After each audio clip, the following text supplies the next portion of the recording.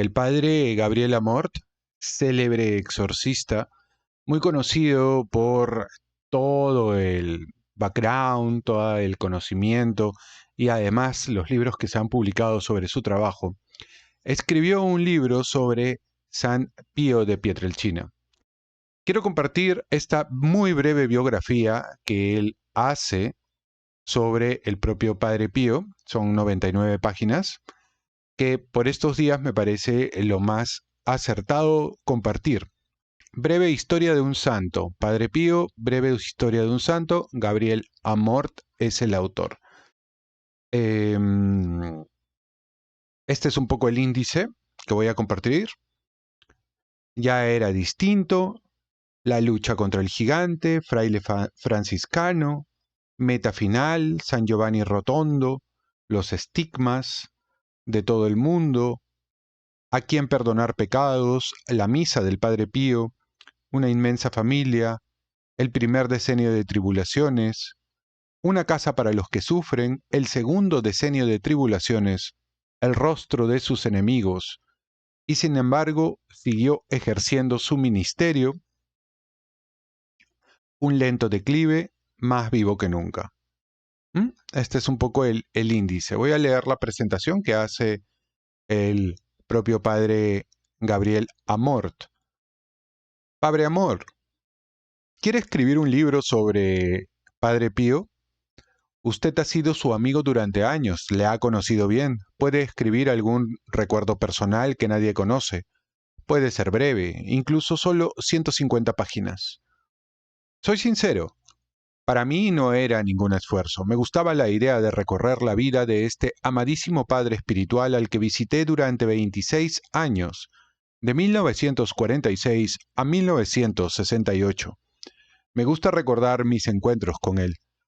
No creo que diga nada nuevo, nada que no se haya dicho ya. Pero si puedo ayudar a dar a conocer a un gran santo, animando a leer otros libros sobre él y sobre todo sus escritos, con mucho gusto me pongo manos a la obra, aunque sé, desde ahora, que el resultado será modesto, demasiado desigual al personaje del que habla. Muy bien. Voy a empezar la lectura, lógicamente lo voy a hacer por partes, por capítulos, eh, con el objeto de poder concluirlo tal vez en esta semana, ¿no? Yo creo que fácilmente se puede terminar de leer el texto en una semana. Son 99 páginas, así que vamos a comenzar con esta aventura. El primer, digamos, capítulo, la primera parte, porque no está dividido en capítulos, se llama No era o ya era distinto. Los devotos del Padre Pío, que, cada vez más numerosos, visitan Pietrelcina, a 12 kilómetros de Benevento, se encuentran con un alegre pueblo situado a mitad de una colina a 350 metros sobre el nivel del mar, con muchos edificios nuevos, calles bien mantenidas, con una calma acogedora. Solo cuando uno se adentra en determinadas callejuelas, se puede reconocer el pueblecito lleno de pobreza de hace un siglo, cuando el Padre Pío nació el 25 de mayo de 1887. Las 3 habitaciones de un bajo en Vicos Tortovalle, que formaban lo que era su casa, aún dan la idea de la pobreza de sus padres Gracio Forgione y María Giuseppa D'Annunzio. Vida dura entonces. Grazio, como muchos de sus paisanos, tuvo que ir a América en varias ocasiones para apañar lo necesario para su familia. La madre, Pepa, trabajaba todo el día, como todas las madres del pueblo. Ambos eran analfabetos, pero también tenían una gran fe y ese sentido común que el Señor concede a los pequeños.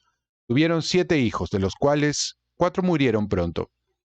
No sabemos mucho sobre la infancia del Padre Pío, sabemos, sin embargo, lo suficiente para comprender que era distinto a los demás. Era un niño sobre el que el Señor demostró tener planes extraordinarios. Tal vez esto moleste a la mentalidad moderna, a la que le gusta ver en los santos a personas idénticas a nosotros, llenas de defectos, incluso con grandes dispersiones que después siguen su camino ascendente. No olvidemos que los santos son, ante todo, una obra maestra de la gracia, aunque confiada a su libre correspondencia, por lo que a veces, además del ejemplo que nos dejan y que podemos imitar, debemos admirar el plan extraordinario de Dios sobre ellos, totalmente único e irrepetible. Dios tenía para el Padre Pío planes extraordinarios. No nos debe sorprender si una serie de hechos extraordinarios empezaron a prepararle desde la primera infancia. Entrando en la sencilla iglesia de Santa Ana se puede visitar el pequeño baptisterio, en el que al día siguiente de su nacimiento el Padre Pío fue bautizado con el nombre de Francesco, nombre que revelará profético por la elección de vida franciscana que este niño abrazó años más tarde. Desde la niñez e infancia del pequeño Francesco sabemos que era muy obediente, por lo que los padres nunca tuvieron que pegarle. Desde muy temprana edad demostró ser amante de la oración y absolutamente intolerante a las palabrotas y las blasfemias, por desgracia comunes entre sus jóvenes compañeros. Un episodio curioso, cuando tenía 10 años, enfermó y tuvo que permanecer en cama durante un mes. Su madre había preparado una gran sartén de pimientos fritos y había salido de casa un momento. El pequeño enfermo se levantó de la cama, el pequeño enfermo se levantó de la cama y uno tras otro se comió todos los pimientos. Conclusión, se curó. El 27 de septiembre de 1899, cuando tenía 12 años, Francesco recibió la confirmación de nuevo en la iglesia de Santa Ana. Quizá recibió también la primera comunión. Mientras tanto, para ayudar a su familia, pastoreaba algunas ovejas. Pero su padre intuyó su inteligencia y su anhelo e hizo que estudiara. Con 15 años estaba ya en el Instituto de Segunda Enseñanza y había decidido, desde hacía tiempo, ser sacerdote. También había decidido entrar en el convento de los frailes con barba, porque era admirador del buen fray Camilo, un fraile con larga barba negra que iba de un lado a otro para la cuestación. ¿Cómo había madurado esta decisión? Aquí empezamos a adentrarnos en los caminos extraordinarios por los que el Señor guió al Padre Pío. Al amor y a la oración había añadido muy pronto el amor a la penitencia, hasta el punto que su madre lo sorprendió mientras se flagelaba. Pero lo que es muy especial desde los primeros años de vida y concretamente desde que tenía 4 años, eran las visiones celestiales que tenía y su lucha contra el demonio que a veces era visible de manera obsesiva y terrible. Poco sabemos de estos hechos, ya que el pequeño Francesco, pensando que eran hechos habituales para todos, no hablaba de ellos. Las apariciones eran del ángel custodio, el Señor, la Virgen y muchos más.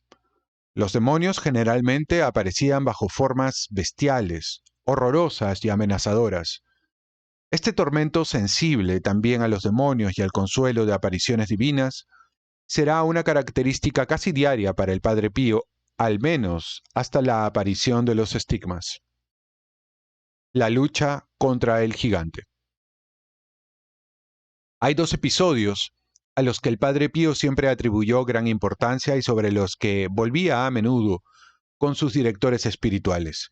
Ambos sucedieron cuando el Padre Pío tenía unos 15 años, es decir, poco antes de su entrada en los capuchinos en 1903. Son 2 episodios de gran significado en la evolución de la vida del Padre.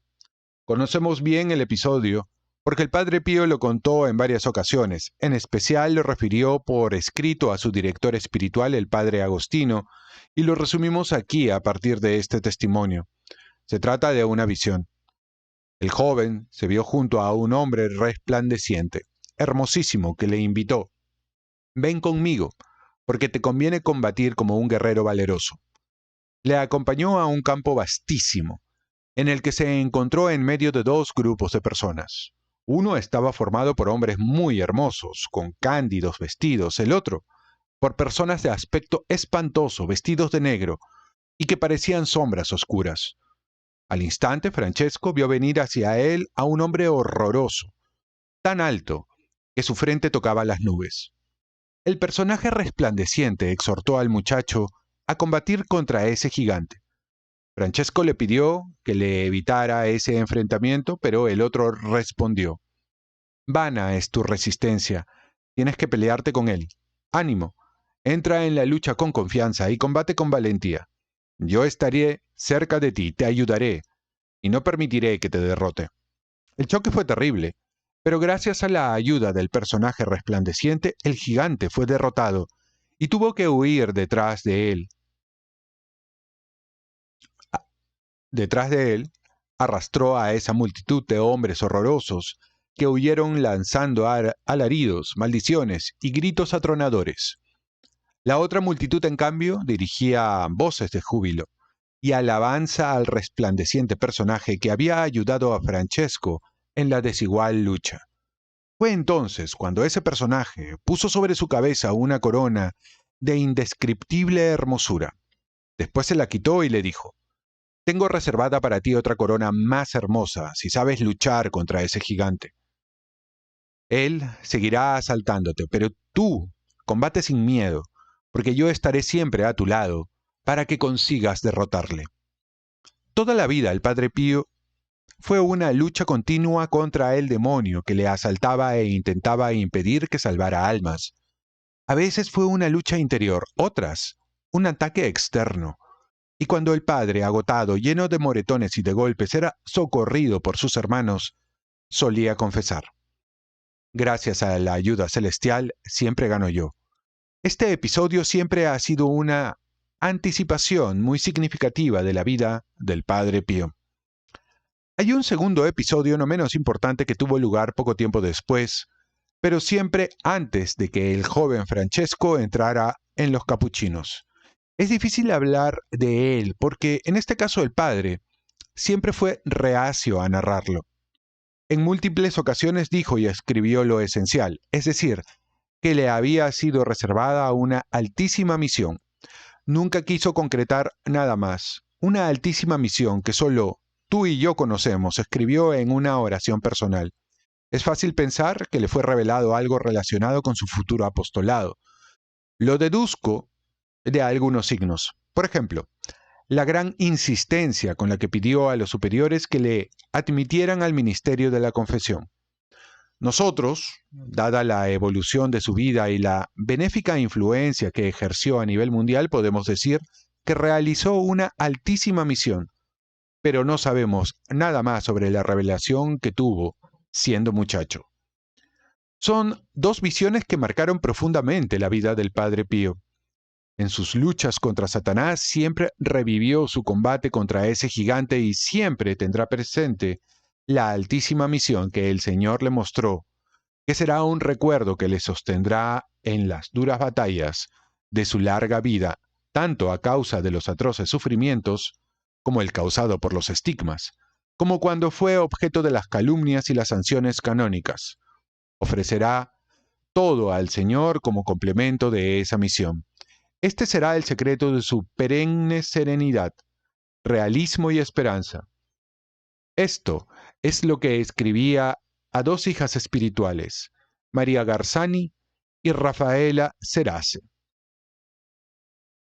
No temas el arreciar de las tormentas, ya que la nave de tu espíritu nunca se hundirá.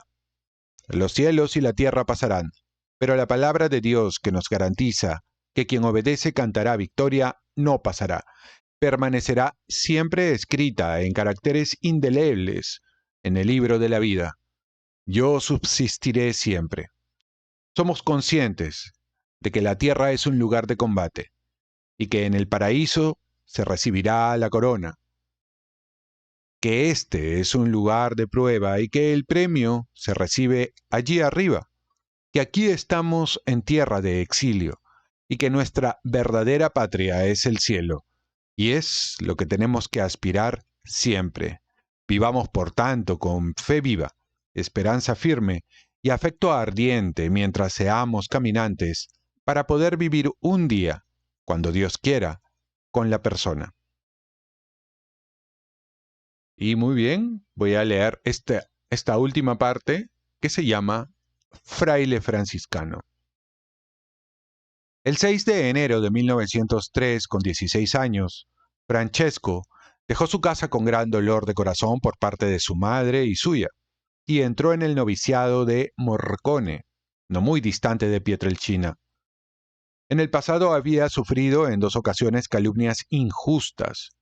Aludo a ellas solo porque el Padre Pío fue siempre de una pureza íntegra que hizo que su director espiritual testimoniara: estoy convencido de que nunca cometió el más mínimo pecado venial contra esta virtud.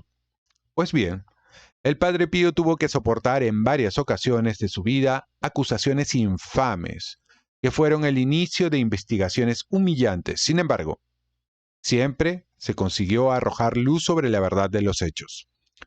Ya en los primeros años de escuela, por la broma de mal gusto de un compañero, fue acusado de haberse prendado de una niña. El resultado fue que el maestro le pegó en clase delante de sus compañeros. Cuando se supo la verdad, ese pobre maestro no se daba paz por haber cometido esa injusticia. Asimismo, poco antes de entrar en el noviciado, una muchacha le puso un billete en el bolsillo sin que él se diera cuenta. Una nota de amor, e hizo que la cosa se supiera y que se hallara la nota. Esta vez quien resultó engañado fue el párroco, que le reservó a Francesco un trato de frialdad absoluta, prohibiéndole que realizara sus tareas de monaguillo. Para él, fue un golpe muy duro. Se sentía excluido siendo inocente. Fue una pequeña prueba de un castigo futuro mucho más grave e injusto, cuando sería suspendido de celebrar la misa en público y de la facultad de confesar. También en esa ocasión se supo la verdad, porque la culpable confesó su engaño. El párroco, mortificado por haber caído en el ardid de una adolescente y por haber castigado a su pupilo, sentía un gran cariño por Francesco, hizo todo lo que pudo para enmendar su error. Declaró enseguida, para compensarle, que le haría gratis los documentos para entrar en el noviciado. Además del dolor de separarse de su familia y de irse de su pueblo, no le faltaron al aspirante a novicio luchas internas. Tuvo una visión intelectual, por medio de la cual comprendió que su vida sería una lucha continua con ese gigante al que había conocido en aquella visión.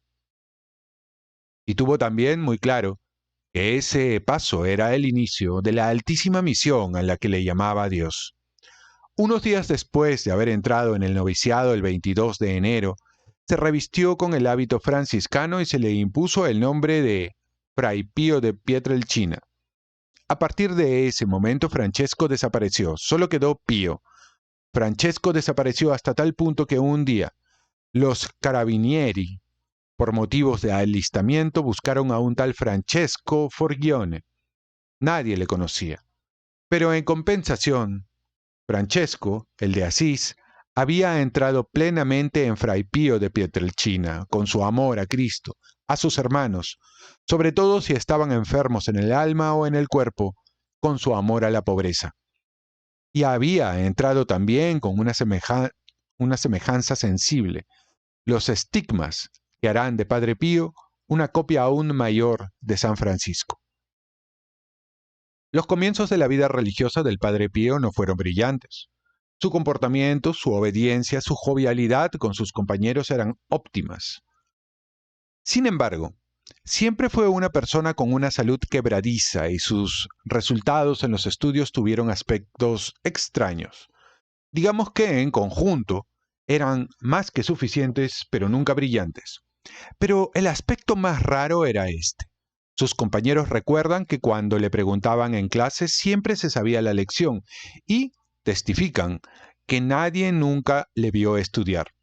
También durante los años de teología, quien entraba en su celda lo descubría en oración.